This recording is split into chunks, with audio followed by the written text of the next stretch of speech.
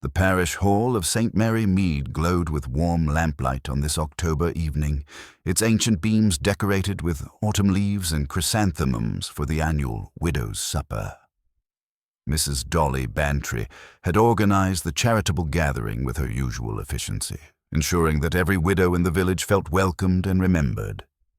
The long tables, draped in crisp white linen, groaned under the weight of donated casseroles, fresh bread, and an impressive array of puddings that spoke to the generous hearts of St. Mary Mead's residents. Miss Jane Marple sat quietly near the window, her knitting needles clicking softly as she worked on a pale blue cardigan. Her sharp eyes, however, were not focused on her stitches, but on the gentle drama unfolding around her. She observed how Mrs. Eleanor Hartwell, widowed just 6 months ago, sat rigidly upright, her hands clasped tightly in her lap as if afraid they might betray some unseemly emotion. Across from her, Mrs. Elspeth Finch held court with her usual commanding presence, her silver hair perfectly coiffed and her voice carrying clearly across the hall as she regaled her neighbors with pointed observations about the new parish council's questionable decisions. Dr. Geoffrey Pemberton moved between the tables with practiced ease, checking on the older widows with gentle concern. Miss Marple noticed how his attention lingered particularly on Mrs. Hartwell, and how the younger woman's cheeks colored slightly at his ministrations. Such kindness was admirable, though the village tongues had already begun to wag about the frequency of the good doctor's visits to Daisy Cottage. At the head table, Mr. Timothy Forsyth, the local solicitor, appeared distinctly uncomfortable despite Mrs. Bantry's attempts to draw him into conversation. His thin fingers drummed nervously against his teacup, and his eyes darted frequently toward the door as if calculating his earliest possible escape.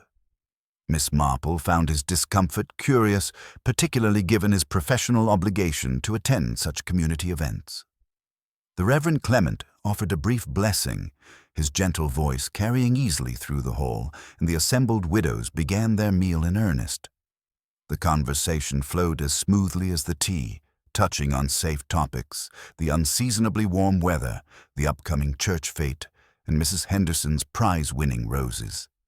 Yet Miss Marple detected undercurrents beneath the polite exchanges, sideways glances, carefully neutral expressions, and the particular silence that falls when certain names are mentioned. It was during the serving of Mrs. Bantry's famous trifle that the evening took its tragic turn. Mrs. Finch had just accepted a cup of the special elderberry cordial, a traditional offering made from the vicar's wife's own recipe and served only to the most honored guests.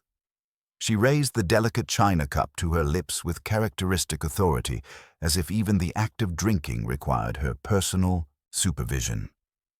"This cordial grows more delicious each year, Mrs. Clement," she declared, her voice carrying its usual note of judgment. "Though I do hope you've remembered to strain it properly this time. Last year's batch had rather too many." Her words cut off abruptly. The cup slipped from her suddenly nerveless fingers, shattering against her plate in a spray of purple liquid and bone china. Mrs. Finch's face contorted in a grimace of pain and confusion, her hands clutching at her throat as if something invisible was strangling her.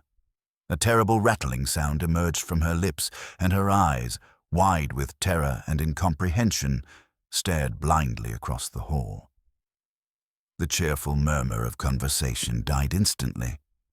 Mrs. Bantry half rose from her chair, her face draining of color, while Dr. Pemberton was already moving, his medical training overriding social convention.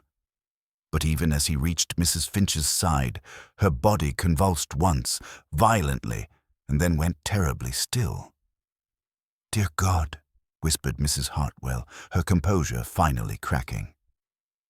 Dr. Pemberton's examination was swift and professional, though Miss Marple observed how his hands trembled slightly as he checked for a pulse that was no longer there. When he straightened, his face was grave. "I'm afraid Mrs. Finch has passed away," he announced quietly. "We must contact the authorities immediately." The hall erupted in shocked whispers and muffled sobs. Mrs. Henderson began to weep openly, while Mr. Forsyth sat frozen in his chair, staring at the broken cup and its spreading stain. Mrs. Bantry, ever practical even in crisis, began organizing the other ladies, though her usual efficiency seemed somewhat forced. Miss Marple remained seated, her knitting forgotten in her lap as she observed the scene with her characteristic quiet attention. She noted several curious details, the way Mr. Forsyth's hand had moved instinctively toward his jacket pocket before he caught himself, how Mrs. Hartwell's gaze kept returning to the elderberry cordial decanter, and most intriguingly, the fact that Mrs. Finch's cup had been filled from a different bottle than the others, a smaller, more ornate vessel that had sat separately on the serving table. As Constable Pollard arrived and began the somber business of securing the scene, Miss Marple quietly retrieved a small fragment of the broken cup that had rolled near her feet. The purple stain on the china seemed darker than elderberry cordial should be, and there was a faint, bitter scent that reminded her of something she couldn't quite place. The widow's supper had ended in tragedy, but Miss Marple suspected this was only the beginning. In her long experience, death rarely visited St. Mary Mead without reason, and tonight's events suggested that someone among them had decided Mrs. Finch's sharp tongue had wagged once too often. The question now was who had possessed both the opportunity and the cold determination to silence her forever. Within minutes of Constable Pollard's urgent telephone call, the quiet evening air of St. Mary Mead was pierced by the sound of a motor car approaching at considerable speed. Inspector Slack emerged from the vehicle with his characteristic blend of efficiency and barely contained impatience, his sharp eyes immediately taking in the scene before him.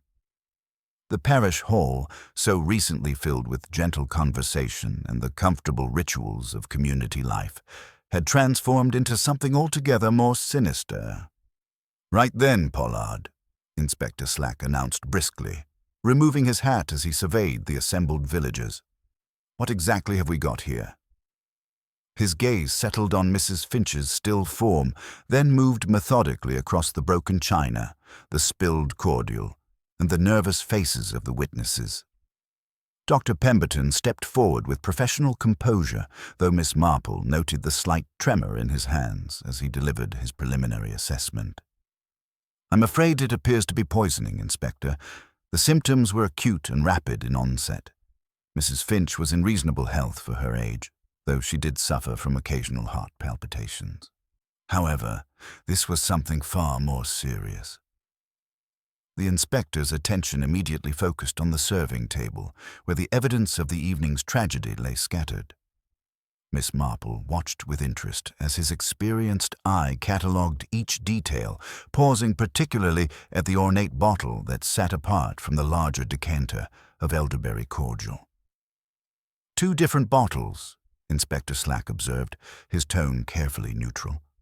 "Mrs. Clement, I presume you prepared the cordial."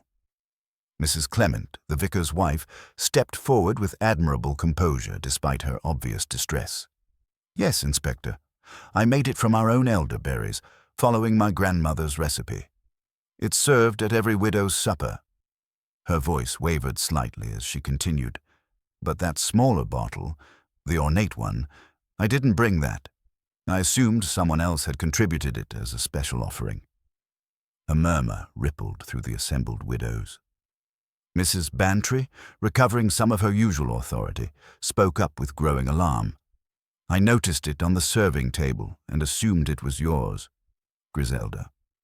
When Mrs. Finch specifically requested the elderberry cordial, I thought perhaps you'd brought something special for her, given her position in the village."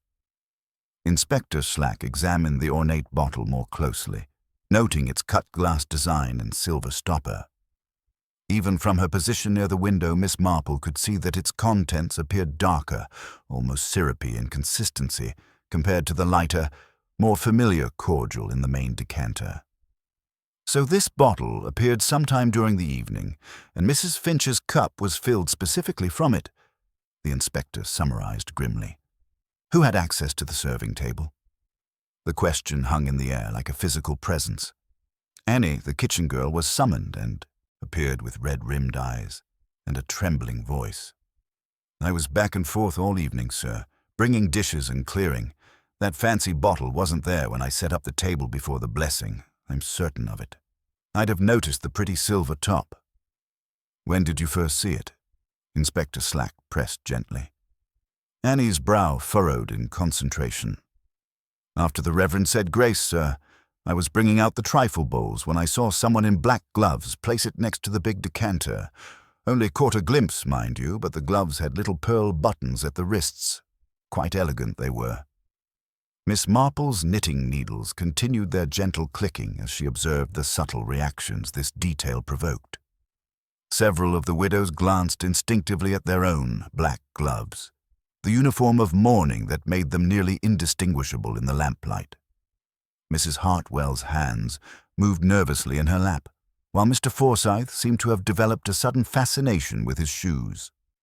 The inspector began his systematic questioning, starting with those who had been seated nearest to Mrs. Finch. Mr. Forsyth, when called upon, appeared to have recovered some of his professional composure, though Miss Marple noticed the slight purple stain on his cuff that he kept attempting to conceal. I arrived at the appointed time and took my assigned seat, he stated carefully. Mrs. Finch was in her usual form, quite animated about various village matters. She mentioned something about the irregularities in property transactions, though I confess I wasn't paying close attention to the specifics. Property transactions. Inspector Slack's interest sharpened considerably. The Meadowbrook development, I believe. Mrs. Finch had strong opinions about the planning process. She felt certain procedures hadn't been properly followed. Mr. Forsyth's voice grew tighter as he spoke, and Miss Marple wondered what specific concerns Mrs. Finch might have raised about his professional conduct. Dr. Pemberton's account was clinical and precise. He had been making his usual rounds among the elderly ladies, he explained, checking on various minor ailments. Mrs. Finch seemed particularly energetic this evening. She was holding forth about the new parish council's financial decisions, questioning whether funds were being allocated appropriately. Mrs. Hartwell, when her turn came, spoke in barely more than a whisper. She was kind to me after Harold's passing, helped me understand certain financial matters. Her voice caught slightly. She said only yesterday that she had discovered some irregularities in Harold's estate management. She was going to help me set things right. As the questioning continued, Miss Marple found herself studying the remaining evidence with growing fascination. The broken cup, the mysterious bottle, the carefully planned timing of its introduction, all suggested a crime of considerable premeditation. Someone had known about Mrs. Finch's preference for elderberry cordial, had prepared the poisoned substitute, and had waited for precisely the right moment to substitute it.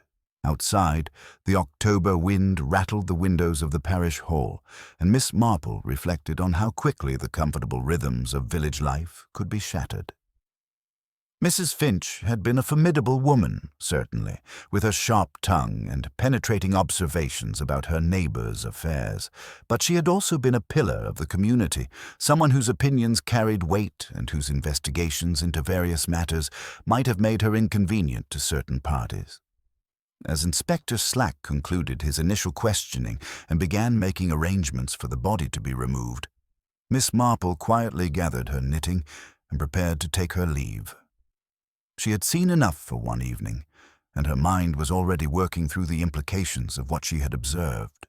The game, as she well knew, was now properly begun, and someone in St. Mary Mead had proven themselves capable of murder most deliberate.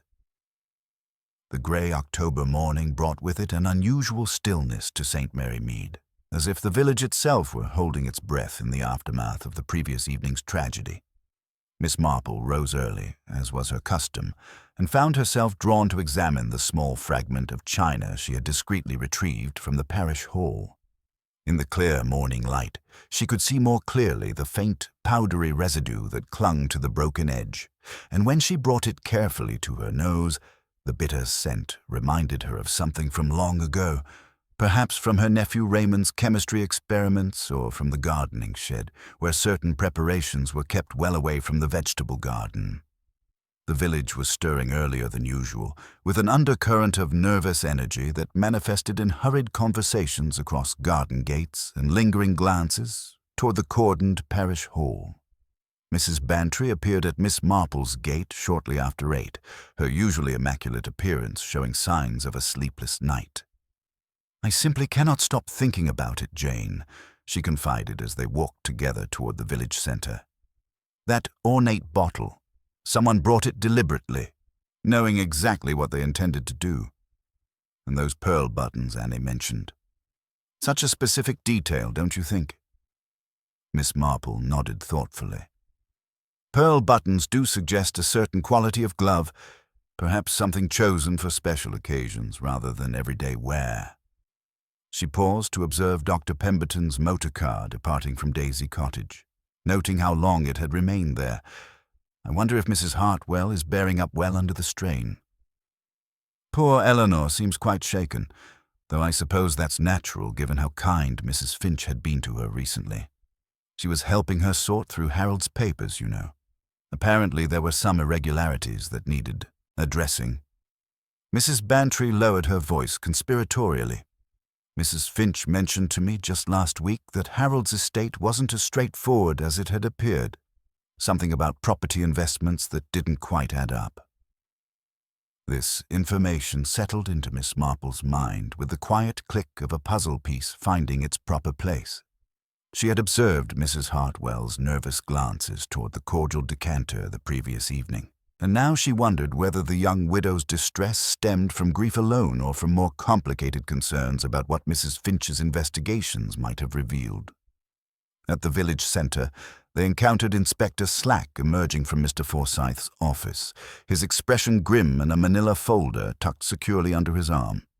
The solicitor himself appeared in the doorway, his face pale and his usual professional composure noticeably strained. "Good morning, Inspector," Miss Marple greeted him pleasantly. "I do hope your investigation is proceeding satisfactorily." "As well as can be expected, Miss Marple," Slack replied, though his tone suggested frustration. "I've been reviewing certain documents related to Mrs. Finch's recent inquiries. It seems she'd been asking quite pointed questions about local property transactions, particularly regarding the Meadowbrook development." Mr. Forsyth, overhearing this exchange, stepped forward with obvious reluctance. "Mrs. Finch was a very thorough woman," he said carefully, perhaps too thorough for her own good. "She had borrowed certain files to assist another client, and I'm afraid her investigations had uncovered some complications in the original documentation." Miss Marple observed the slight tremor in the solicitor's hands and the way his eyes avoided direct contact. "How troubling for all concerned," she murmured sympathetically. "I imagine such complications could prove quite expensive to resolve." The inspector's attention sharpened at this observation. "Indeed they could, Miss Marple. Expensive enough to provide a powerful motive for silencing the person who discovered them." As they parted ways, Miss Marple found herself reflecting on the curious pattern of relationships that was emerging. Mrs. Finch had been investigating financial irregularities that potentially implicated Mr. Forsyth's professional conduct. She had been helping Mrs. Hartwell review her deceased husband's affairs, which had apparently revealed disturbing discrepancies, and Dr. Pemberton's frequent visits to Daisy Cottage suggested complications beyond simple medical attention. The morning air carried the familiar scents of autumn leaves and wood smoke, but Miss Marple detected something else beneath these comfortable elements. The subtle tension that pervades a community when trust has been violated and secrets threaten to surface. She made a mental note to pay a condolence call on Mrs. Hartwell later in the day, bringing perhaps some of her special scones and the kind of gentle conversation that often encouraged confidences. As she walked home past the parish hall, now silent and sealed, Miss Marple reflected on how quickly the comfortable rhythms of village life could be shattered by human greed and desperation. Someone in St. Mary Mead had committed murder to protect their hidden sins, and she suspected that the ornate bottle with its deadly contents was merely the visible manifestation of a much deeper web of deception. The black gloves with pearl buttons, the bitter residue on broken china, the nervous glances and stammered explanations, all were threads in a tapestry that was only beginning to reveal its true pattern. The game, as she well knew, was now properly begun, and Miss Marple intended to play it with her characteristic patience and deadly accuracy. That afternoon, Miss Marple made her way through the village with a deliberate purpose disguised as neighborly concern. The small fragment of china from the previous evening had revealed more in the clear morning light. A faint, powdery residue that clung to the broken edge with the persistence of something more sinister than elderberry cordial. The bitter scent, when she had cautiously brought it to her nose, reminded her of her nephew Raymond's old chemistry texts and their warnings about the common foxglove that grew so prettily in cottage gardens throughout St. Mary Mead. Her first stop was a brief word with Constable Pollard at the parish hall, where she mentioned, quite casually, that she had noticed something small and round near the cloakroom during the previous evening's confusion. The young constable, who had known Miss Marple since his school days, found himself accompanying her to examine the area more thoroughly. Near the skirting board, beneath the third peg, partially hidden in shadow, lay another pearl button, this one with its small backing hole clogged with something dark and distinctly aromatic. "From a glove, I shouldn't wonder," Miss Marple observed gently, wrapping the button carefully in her handkerchief. "It seems to have fallen during some hurried activity. Perhaps you might mention to Inspector Slack that there appears to be a glove missing a button and an owner who departed without retrieving it." Constable Pollard stared at the evidence with growing comprehension. "You think someone lost this while handling the poison?" "I think it represents carelessness born of necessity," Miss Marple replied diplomatically. "When one must act quickly, small details are often overlooked." Her subsequent visit to Daisy Cottage found Mrs. Eleanor Hartwell in a state of barely controlled distress. The young widow, dressed in the same black ensemble from the previous evening, showed signs of a sleepless night. Her usually immaculate cottage bore subtle signs of disruption, papers scattered across the dining table, several cardboard boxes with their contents spilling across the carpet, and an air of barely contained chaos. "Miss Marple, how thoughtful of you to call," Eleanor said, her voice trembling slightly as she led the way into the sitting room. "I'm afraid I'm rather poor company today. Everything seems so overwhelming without Mrs. Finch's guidance." The scattered documents caught Miss Marple's experienced eye immediately.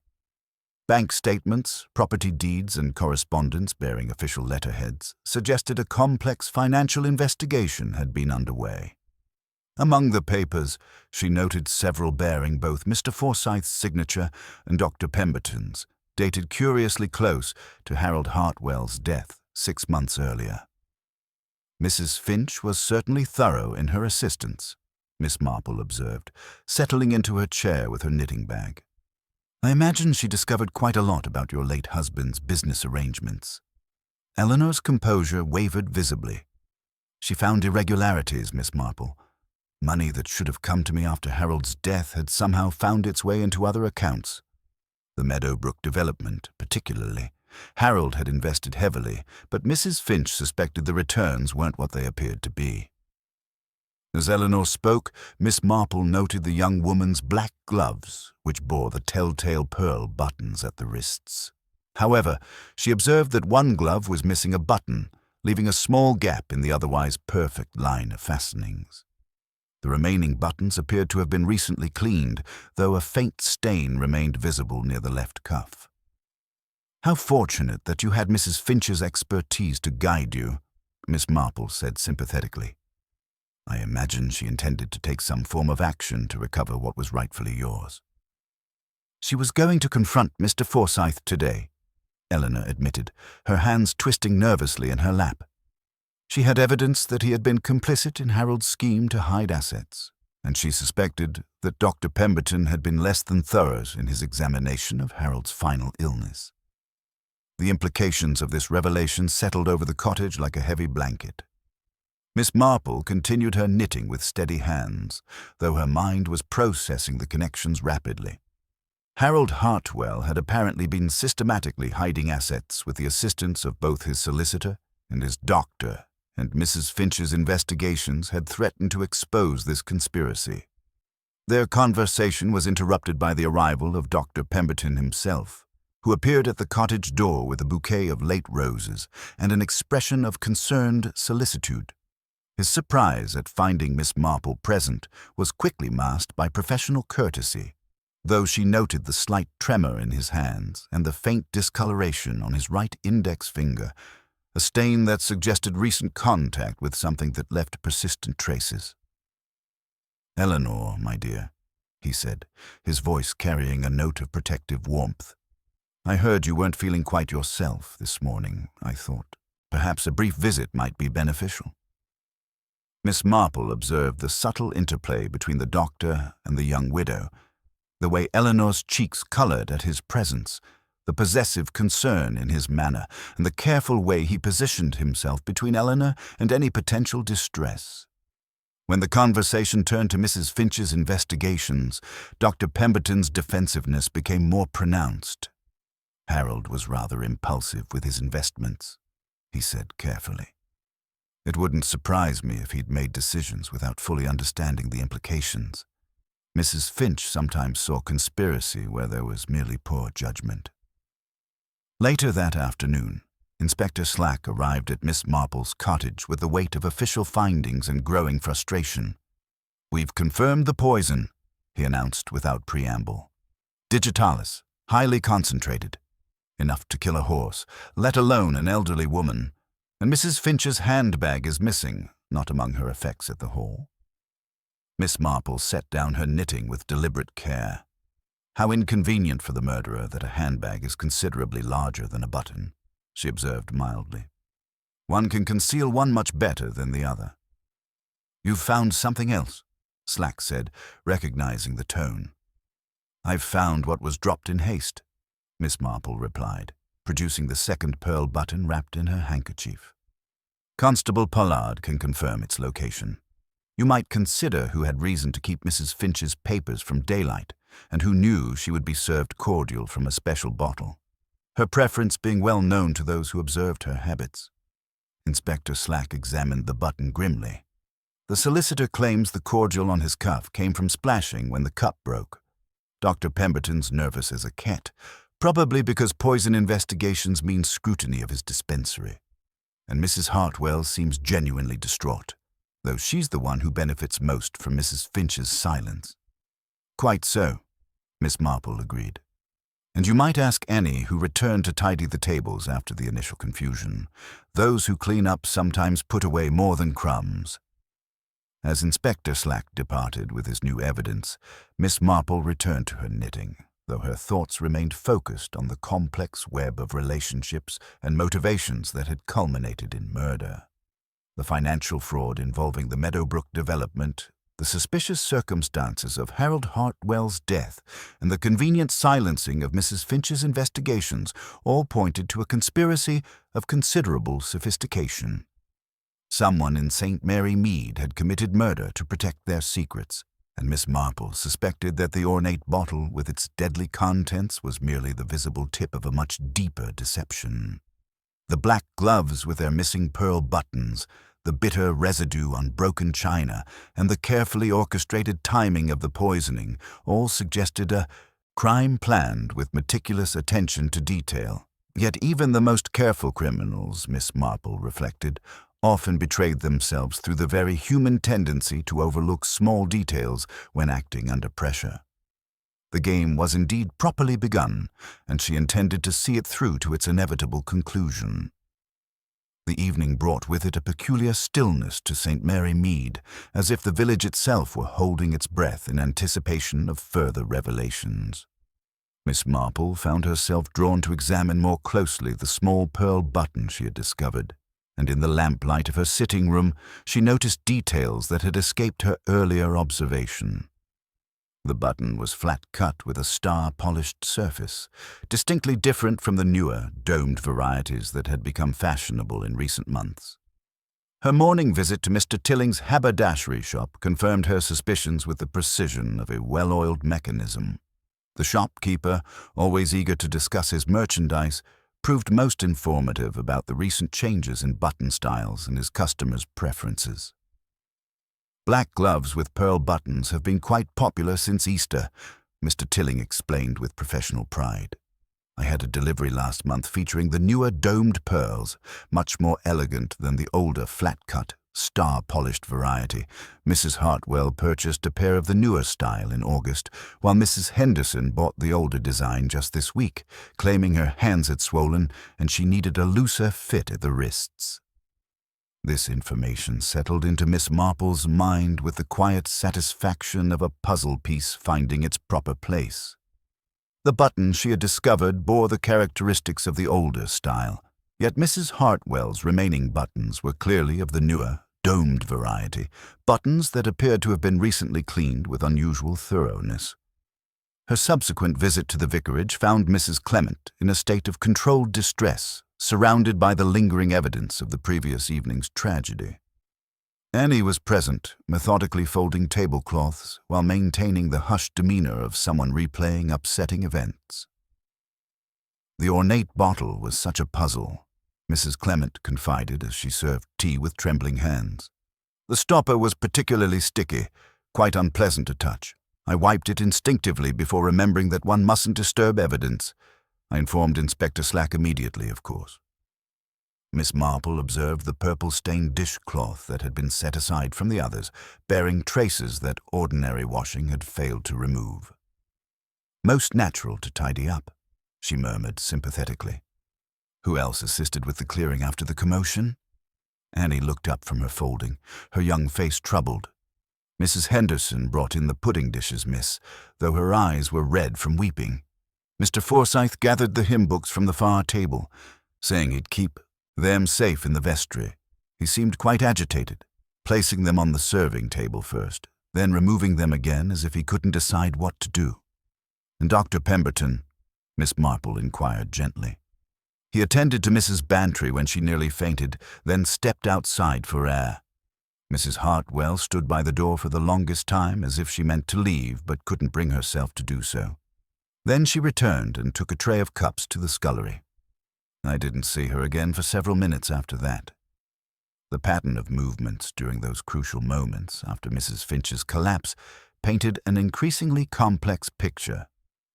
Miss Marple noted how each person's actions could have provided opportunity for concealing evidence or retrieving incriminating items. Her contemplation was interrupted by the arrival of Inspector Slack, who appeared at her gate with the weight of new developments evident in his expression. "We've had an interesting discovery, Miss Marple," he announced without preamble. "Mrs. Henderson contacted us in quite a state. Apparently, Mrs. Finch visited her yesterday and left a sealed envelope with instructions that it should only be opened if anything happened to her." Miss Marple set down her knitting with deliberate care. How very characteristic of Mrs. Finch, both practical and dramatic. She clearly sensed that her investigations had placed her in danger. "Indeed. We're collecting the envelope shortly. Mrs. Henderson is too frightened to handle it herself." Inspector Slack paused, studying Miss Marple's composed expression. "You've discovered something else, haven't you?" "I've discovered that not all pearl buttons are created equal," Miss Marple replied mildly, producing the button wrapped carefully in her handkerchief. "This one is flat-cut and star-polished, from an older style of glove. The newer buttons are domed and considerably more fashionable. A careful observer would notice immediately if the two types were mixed on the same garment." The inspector examined the button with growing interest. "And you believe this came from the killer's glove?" "I believe it came from someone who acted in haste and desperation. Someone who had prepared carefully but found themselves forced to improvise when the moment arrived." Miss Marple's voice carried the quiet certainty of long experience. "The residue in the button's hole suggests contact with the poisoned cordial, and the specific style tells us something about when the gloves were purchased." As Inspector Slack departed to collect Mrs. Henderson's mysterious envelope, Miss Marple returned to her evening routine with the satisfaction of someone who had spent the day productively. The web of evidence was becoming clearer with each small discovery. The ornate bottle with its sticky stopper, the mismatched buttons, the nervous behavior of various suspects, and now the promise of Mrs. Finch's final message from beyond the grave.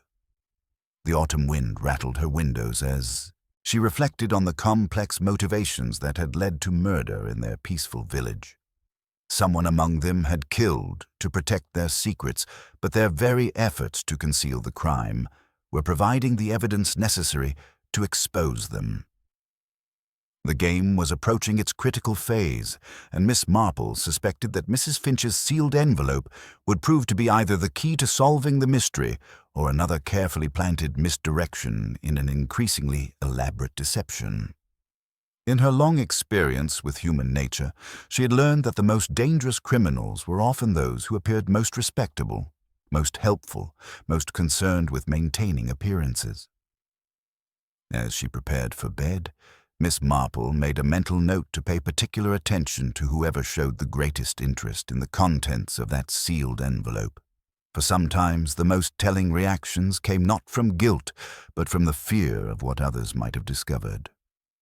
The grey October morning brought Inspector Slack to Miss Marple's cottage earlier than expected, his coat damp from the fine drizzle that had settled over St. Mary Mead like a shroud.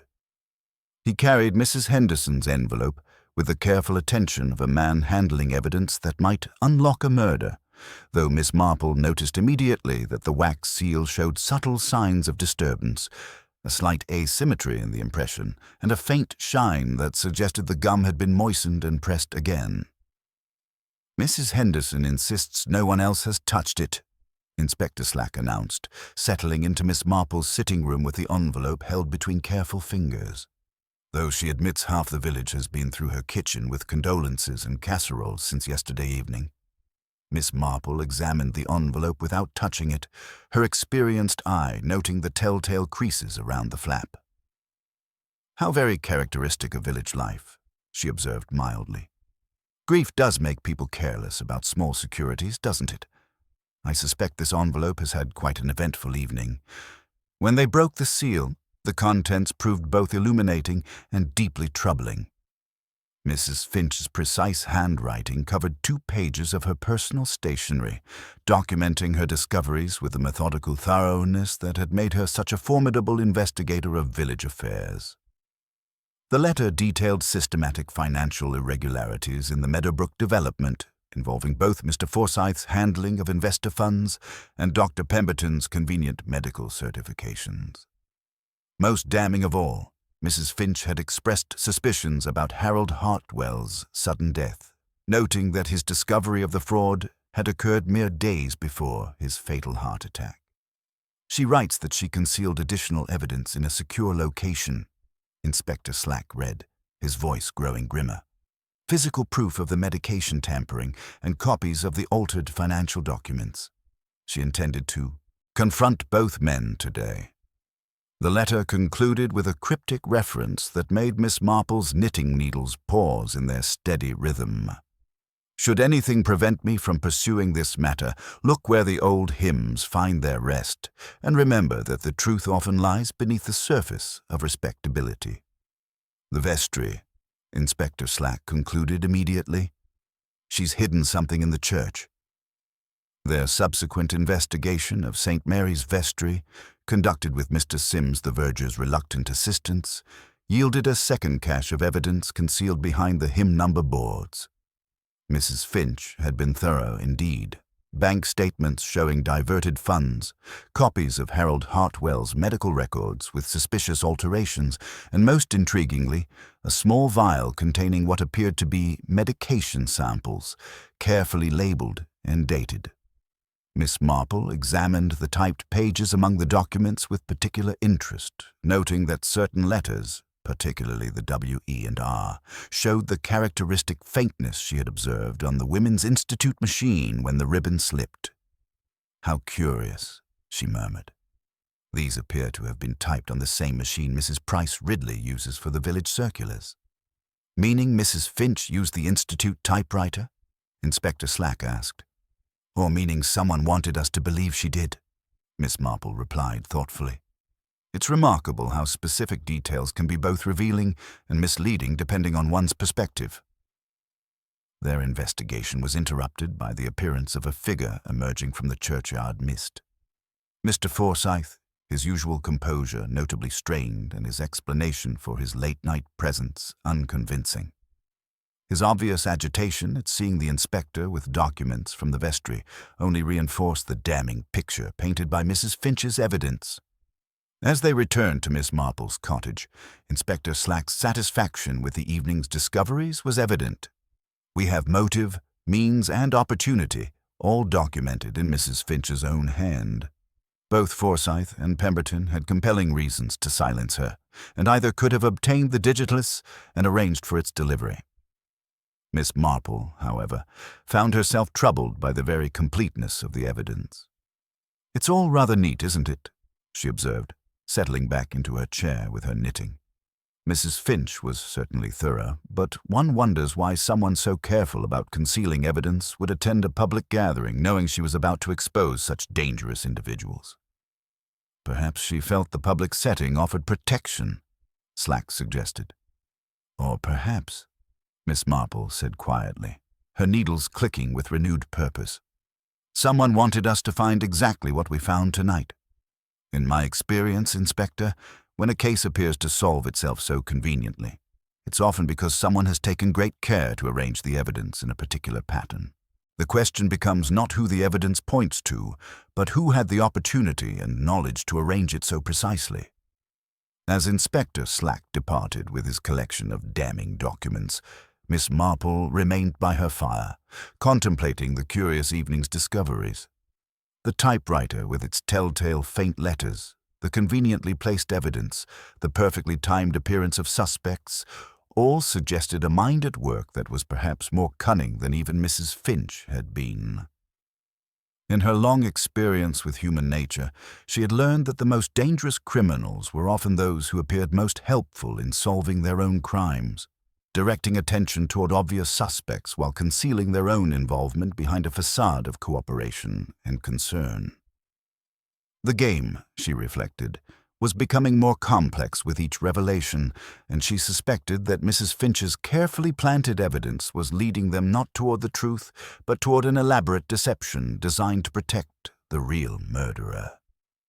Tomorrow would bring new developments, she was certain, and perhaps the first cracks in what appeared to be a very carefully constructed facade. The morning brought with it an unexpected development that sent ripples of unease through St. Mary Mead's already troubled atmosphere. Mrs. Price Ridley discovered the Women's Institute Hall had been disturbed during the night, though the intrusion bore none of the hallmarks of ordinary burglary. The typewriter, which had played such a crucial role in the previous evening's discoveries, sat precisely where it belonged on the familiar table, yet something about its placement struck Miss Marple as deliberately arranged rather than naturally positioned. Inspector Slack arrived to find the hall's back window unlatched but not forced, suggesting someone with intimate knowledge of the building's quirks had gained entry. More intriguingly, the typewriter itself bore evidence of recent use. Several keys showed traces of a sticky residue that made them adhere when pressed, particularly the W, E, and R that had featured so prominently in the faint letters of Mrs. Finch's supposed documents. "Someone's been very busy," Miss Marple observed quietly, examining the machine without touching it, and very careful to make their work appear authentic. How curious that they should choose to emphasize the very letters that provided such convincing evidence of Mrs. Finch's authorship. Annie, summoned to provide her usual invaluable observations, revealed that she had noticed lights in the Institute building well past midnight. "Thought it might be Mrs. Henderson, miss, as she sometimes comes late to prepare for meetings. She has her own key, you know, and she's been ever so nervous since finding that letter." This information settled into Miss Marple's mind with the quiet precision of a well-fitted puzzle piece.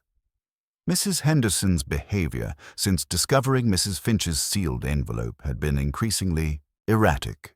The trembling hands, the defensive explanations, and most tellingly, the faint traces of sealing wax that had lingered on her fingers despite her protestations of not having opened the letter. Inspector Slack's systematic examination of the Institute revealed additional evidence that deepened the mystery rather than resolving it. Hidden beneath the tea service cupboard, wrapped in a cloth that bore the distinctive monogram of the parish hall, was a small collection of items that appeared to have been hastily concealed. A second ornate bottle identical to the one that had contained the poison. Several sheets of typing paper bearing the characteristic faint impressions of the problematic keys, and most damning of all, a pair of black gloves with pearl buttons, one of which was conspicuously missing. "The evidence keeps multiplying," Inspector Slack muttered, his earlier confidence in the case's resolution beginning to waver. First the vestry cache, now this. Someone's either very thorough in documenting their crimes, or very clever in creating the appearance of thoroughness. Miss Marple's attention focused on the typing paper with its telltale impressions. Under careful examination with a soft pencil, the indented words revealed themselves to be drafts of the very documents that had been discovered in the church vestry, but with subtle differences that suggested multiple versions had been prepared.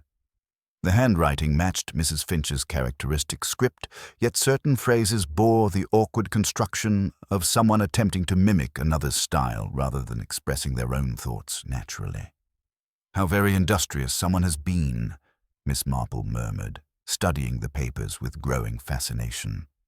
Creating not just evidence, but layers of evidence, each designed to support the others in a most convincing fashion. One might almost admire the thoroughness if it weren't so deadly in its intent. The morning's discoveries cast new light on the previous evening's revelations. If someone had been systematically creating false evidence to implicate Mr. Forsyth and Dr. Pemberton, then Mrs. Finch's investigations might have uncovered something entirely different from what the planted documents suggested. The real motive for her murder could lie in whatever truth she had actually discovered, rather than the convenient financial fraud that had been so carefully documented for Inspector Slack's benefit. Mrs. Henderson's arrival at the Institute, ostensibly to help with the investigation, provided Miss Marple with an opportunity to observe the older woman's reactions to the new discoveries. Her composure, which had seemed to improve steadily since the initial shock of finding the sealed letter, cracked visibly when she saw the hidden evidence. The missing button from the concealed gloves drew her attention with magnetic force, and her hands moved instinctively to check her own gloves before she caught herself in the gesture. "Such a terrible business," Mrs. Henderson said, her voice carrying a tremor that hadn't been present in recent conversations. "One hardly knows what to think when evidence keeps appearing in such unexpected places. It's almost as if someone wants us to find these things." Miss Marple's knitting needles continued their steady rhythm as she absorbed this telling observation. "Indeed," she agreed mildly. "One might wonder why a murderer would be so anxious to leave such a comprehensive trail of evidence, unless, of course, they wish to direct attention away from their true motive and toward more obvious suspects." As Inspector Slack concluded his examination of the Institute and prepared to expand his investigation based on the new evidence, Miss Marple found herself reflecting on the intricate web of deception that was gradually revealing itself. Someone in St. Mary Mead had committed murder with remarkable cunning, using Mrs. Finch's own investigative thoroughness against her by creating false evidence that would implicate others while concealing the real reason for her death.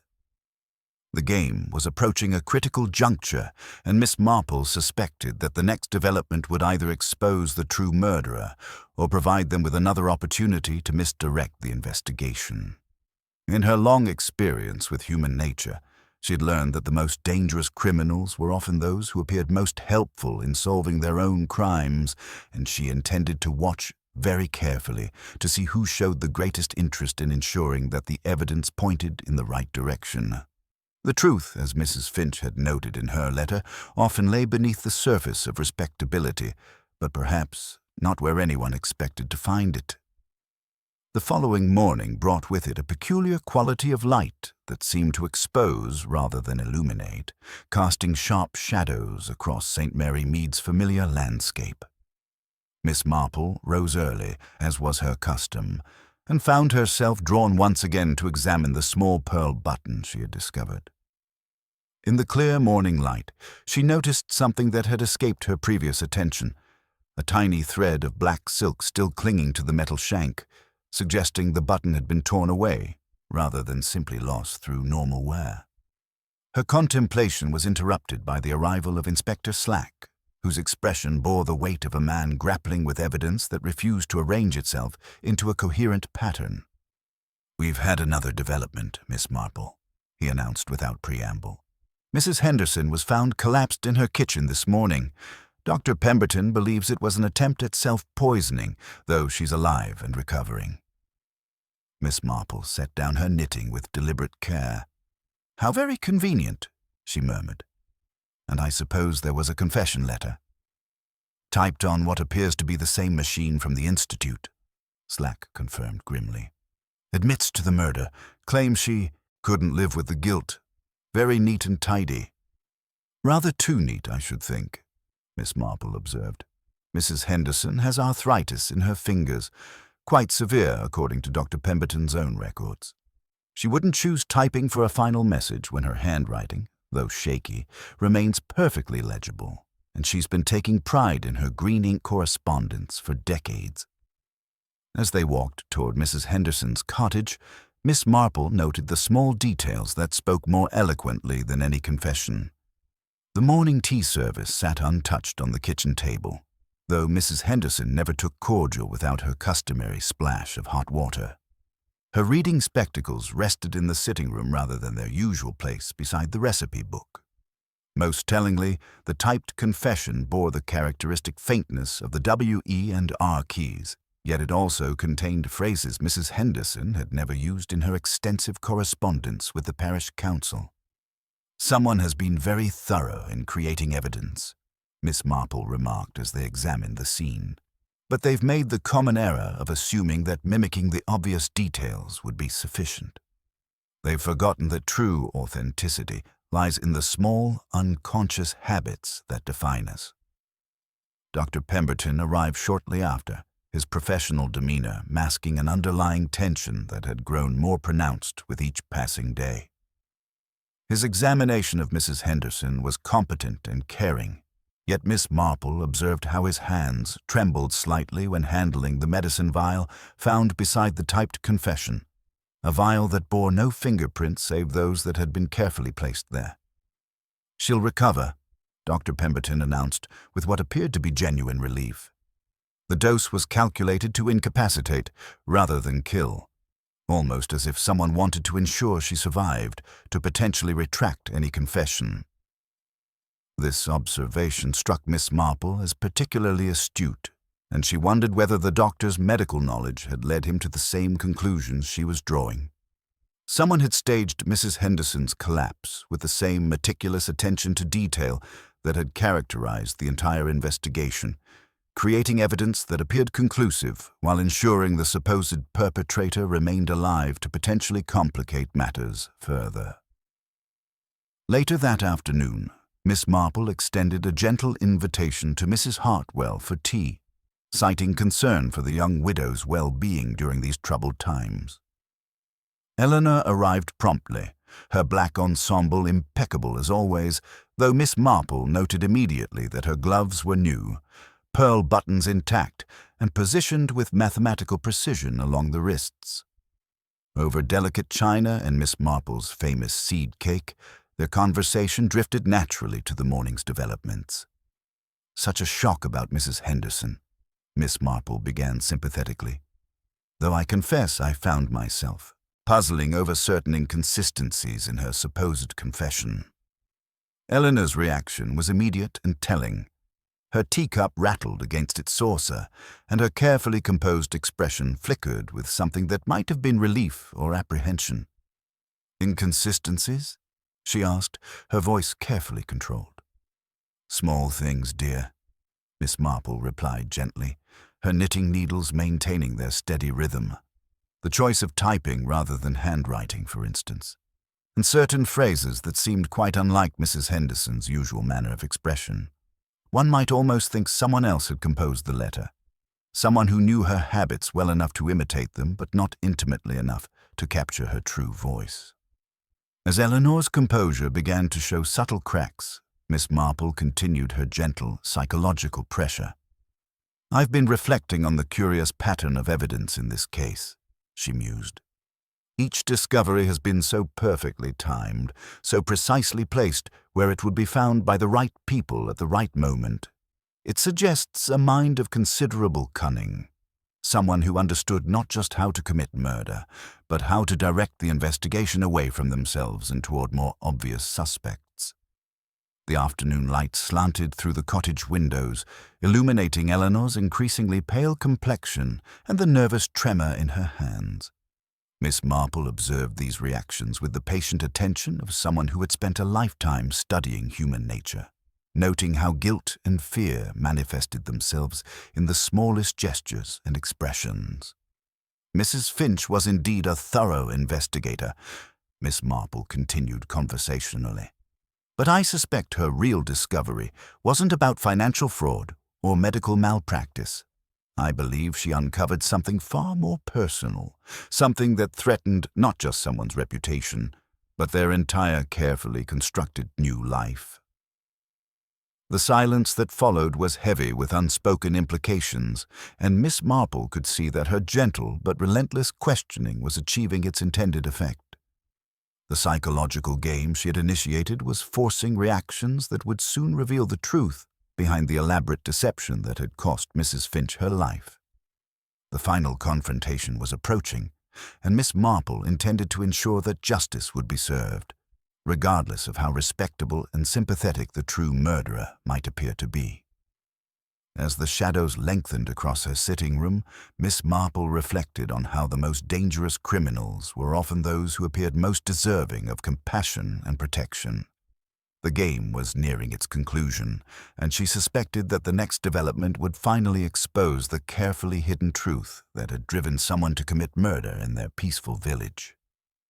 The evening shadows lengthened across Miss Marple's cottage as she sat by her window, contemplating the intricate web of deception that had ensnared St. Mary Mead.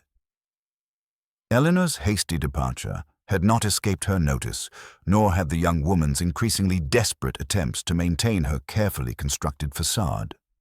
Miss Marple understood that the psychological pressure she had begun to apply was having its intended effect, and she suspected that the next development would either force the truth into the open or drive the murderer to make a fatal error.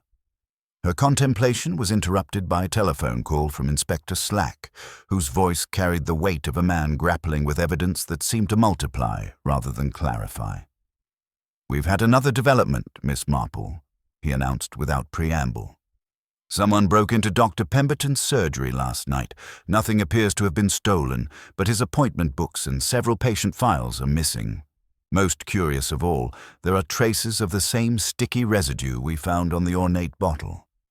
Miss Marple absorbed this information with the quiet satisfaction of someone whose theories were being confirmed by events. "How very interesting, Inspector. I wonder if you might indulge an old woman's fancy for a small gathering this afternoon. Nothing formal, you understand. Simply tea and perhaps a few gentle questions about memorial arrangements for poor Mrs. Finch." Within the hour, Miss Marple's sitting room had been transformed into an elegant trap, baited with the most subtle of lures. She had arranged her best china on the familiar table, complete with her grandmother's silver tea service and a selection of delicate cakes that spoke to the comfortable rituals of village life.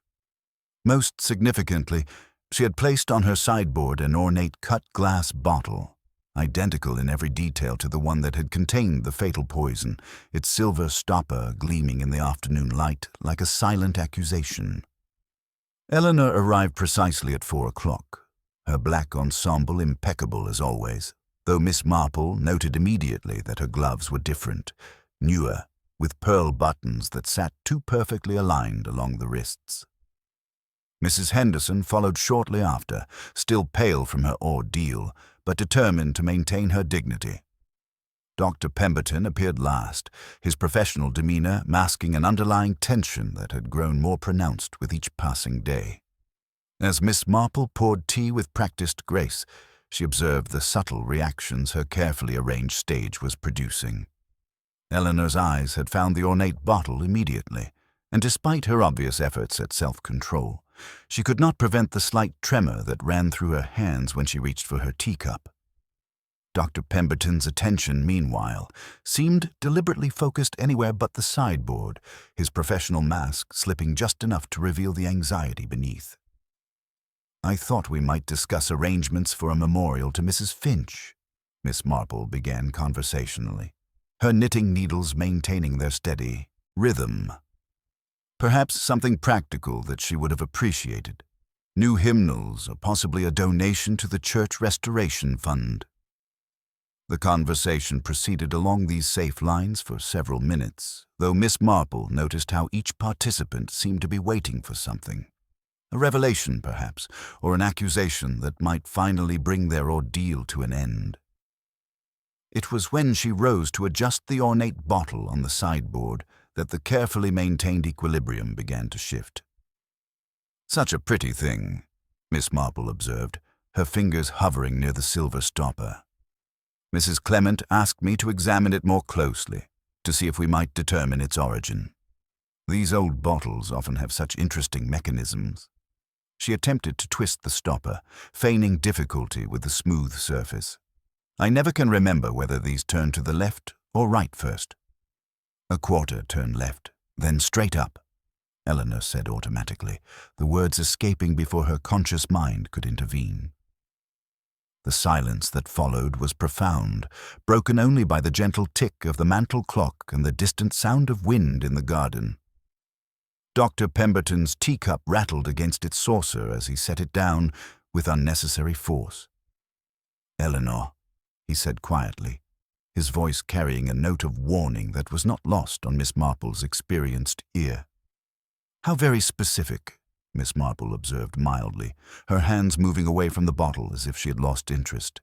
"One might almost think you had handled such a bottle before, my dear." Eleanor's composure, which had been maintained through sheer force of will, finally began to crack under the relentless pressure of Miss Marple's gentle but inexorable questioning. Her carefully controlled breathing became shallow and rapid, and when she spoke, her voice carried the strained quality of someone fighting to maintain their grip on a carefully constructed lie. That is, my aunt had a similar bottle," she stammered, her explanation sounding hollow even to her own ears. "For her cordials. She always said the mechanism was quite particular." Miss Marple nodded with apparent understanding, though her sharp eyes missed nothing of Eleanor's growing distress. "Of course, dear, though I confess I've been puzzling over several curious details about that terrible evening. The timing, for instance, how perfectly orchestrated everything seemed to be. The ornate bottle appearing at precisely the right moment, Mrs. Finch's preference for elderberry cordial being so well known, the convenient disappearance of her handbag with its potentially revealing contents. Each observation struck Eleanor like a physical blow, and Miss Marple could see the young woman's carefully constructed defenses crumbling under the weight of accumulated evidence. The missing pearl button, the sticky residue, the knowledge of the bottle's mechanism, all were threads in a tapestry that was finally revealing its true pattern. "Someone planned that evening very carefully," Miss Marple continued, her voice carrying the quiet certainty of long experience. "Someone who understood not just how to commit murder, but how to direct the subsequent investigation toward innocent parties. The false evidence planted in the vestry, the staged attempt on Mrs. Henderson's life, the systematic creation of documents designed to implicate others, all suggest a mind of considerable cunning." Dr. Pemberton had grown increasingly agitated during this recital, his professional composure finally giving way to something approaching panic. "Miss Marple," he said, his voice tight with barely controlled emotion, "I think perhaps we should—" His words were cut short by the sound of rapid footsteps on the garden path, followed by an urgent knocking at the cottage door. Inspector Slack entered without ceremony, his face grim with the weight of new developments. "I'm afraid we have another crisis," he announced, his eyes taking in the assembled group with sharp attention. "There's been a fire at the old gamekeeper's cottage on the Bantry estate. The brigade managed to save most of the structure, but they found evidence of recent habitation. Someone had been living there in secret." Eleanor's reaction was immediate and devastating. The color drained from her face entirely, and she swayed in her chair as if she might faint. Her carefully maintained composure shattered completely, and when she spoke, her voice was barely above a whisper. "Harold," she breathed, the single word carrying the weight of a confession that could no longer be contained. Miss Marple set down her knitting with deliberate care, her expression one of gentle but implacable determination. The psychological trap she had so carefully constructed had finally achieved its purpose, and the truth that had been hidden beneath layers of deception was at last beginning to surface. The game was approaching its inevitable conclusion, and she intended to ensure that justice would be served, regardless of how tragic the final revelation might prove to be. The gathering storm of Eleanor's confession was about to break, and with it would come the complete unraveling of one of the most elaborate deceptions St. Mary Mead had ever witnessed. The single word hung in the air like a physical presence, and in that moment, the carefully constructed facade of the grieving widow finally collapsed entirely. Eleanor's whispered, "Harold," seemed to echo through Miss Marple's sitting room, carrying with it the weight of a deception so elaborate that it had fooled an entire village for 6 months. Inspector Slack moved with the swift efficiency of a man whose suspicions had suddenly crystallized into certainty. "Harold Hartwell is alive," he stated, not as a question but as an established fact that explained everything they had witnessed. His eyes swept the assembled group, noting Dr. Pemberton's ashen face and Eleanor's trembling hands. Miss Marple set down her knitting with deliberate care, her expression one of gentle but implacable understanding. "Perhaps we should hear the whole truth now, my dear," she said softly to Eleanor. "The burden of such elaborate deception must have been overwhelming." Eleanor's composure, maintained through sheer force of will for so long, finally gave way entirely. Through tears that seemed to come from the depths of her soul, the whole sordid story emerged. Harold had never died at all. The heart attack had been real but mild, and in his desperation to escape the crushing weight of his failed investments and mounting debts, he had conceived an audacious plan to fake his own death. The Meadowbrook development was failing catastrophically, Eleanor confessed, her voice barely audible. Harold had borrowed against everything, our house, my inheritance, even money that belonged to other investors. When the scheme began to unravel, he saw only one way out. Dr. Pemberton helped us stage his death to collect the life insurance. Dr. Pemberton, his professional dignity crumbling, nodded with visible shame. "We found a vagrant's body, recently deceased from natural causes, and substituted it for Harold. The death certificate was falsified, the funeral conducted with an empty coffin filled with sandbags. It was ghastly, but Harold was desperate, and I was compromised by my own past indiscretions with him." Miss Marple absorbed these revelations with the satisfaction of someone whose theories had been confirmed in their entirety. So Harold was hidden away at the old gamekeeper's cottage, living a precarious existence while Eleanor played the grieving widow and collected the insurance money. A clever solution, though one that required eliminating anyone who might discover the truth. The full scope of their deception was breathtaking in its audacity.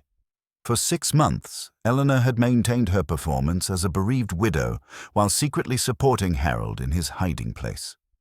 The insurance money had provided temporary relief from their financial difficulties, but Mrs. Finch's relentless investigations had threatened to expose everything. "She was getting too close," Eleanor continued, her voice growing stronger as the truth finally emerged. Mrs. Finch had discovered discrepancies in Harold's medical records and was asking pointed questions about the timing of his investments. When she mentioned seeing someone matching Harold's description near the estate, we knew she would eventually piece everything together. She came to the cottage yesterday, demanding to see Harold, threatening to expose everything. Miss Marple nodded with understanding. "And so you planned her murder with meticulous attention to detail. You knew her preference for elderberry cordial, knew she would be at the widow's supper where that preference was well established. The ornate bottle was prepared with digitalis from Dr. Pemberton's supplies, and you arranged for its introduction at precisely the right moment. The murder itself had been executed with cold calculation. Eleanor had worn her older black gloves, the ones with flat-cut, star-polished pearl buttons, when she placed the poisoned bottle on the serving table. In her haste, one button had been torn away, leaving the crucial evidence that Miss Marple had discovered. When I returned home and realized the button was missing, I knew I had to create alternative explanations. Eleanor admitted. I planted the documents in the vestry to implicate Mr. Forsyth in financial fraud, staged Mrs. Henderson's supposed suicide attempt to provide another suspect, even broke into Dr. Pemberton's surgery to suggest outside interference. I thought if I could create enough confusion, the investigation would never focus on the real truth. Inspector Slack's expression was grim as he absorbed the full extent of their crimes. Insurance fraud, fake death, murder, and systematic attempts to frame innocent parties. The courts will not look kindly on such elaborate deception. Miss Marple observed Eleanor's complete breakdown with a mixture of sympathy and stern justice. What puzzles me most is how you could have lived with such deception for so long. The constant fear of discovery, the necessity of maintaining your performance, the knowledge that your actions had cost Mrs. Finch her life. Surely the burden must have been overwhelming. Every day was torture. Eleanor sobbed, but Harold said we were too far committed to turn back. When Mrs. Finch began her investigations, he insisted that silencing her was our only option. The fire at the cottage last night was meant to destroy any remaining evidence of his presence there. As Constable Pollard arrived to take Eleanor into custody, Miss Marple reflected on the tragic waste of it all. The couple's financial difficulties had escalated into fraud, then faked death, and finally murder. Each crime necessitating greater deception until the web of lies had become impossible to maintain. Dr. Pemberton's arrest followed shortly after, his medical knowledge having made him an essential accomplice in both the staged death and the murder that followed.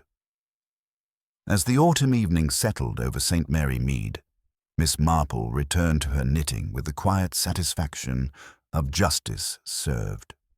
The village would recover from this tragedy, as it had from others, though the comfortable assumptions about respectability and trustworthiness had been shaken once again. Mrs. Finch's sharp observations and relentless pursuit of truth had ultimately cost her life, but they had also ensured that the elaborate deception could not be sustained indefinitely. The ornate bottle with its deadly contents had been the visible symbol of their crime, but the real poison had been the desperation and moral compromise that had driven two seemingly respectable people to commit murder in their peaceful village. In her long experience with human nature, Miss Marple had learned that the most dangerous criminals were often those who appeared most deserving of sympathy, and this case had proven that lesson once again with tragic clarity.